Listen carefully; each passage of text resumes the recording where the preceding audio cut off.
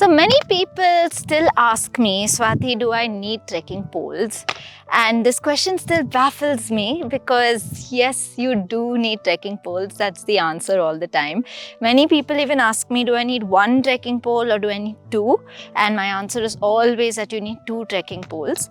Now, I notice that in this whole trekking world, as trekking is growing, there's this misconception that trekking poles are for old people or for those who have injuries, and it's too uncool to carry trekking poles.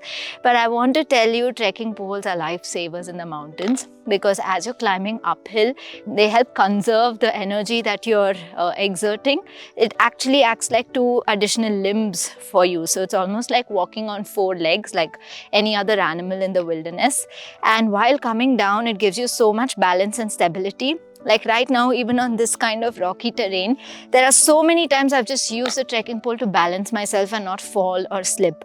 So trekking poles come handy no matter on what kind of terrain you are, on what kind of ascent or descent, and no matter where you're trekking. So to me, using trekking poles or not is not even a question. The best of the mountaineers use trekking poles, and you need to use it too.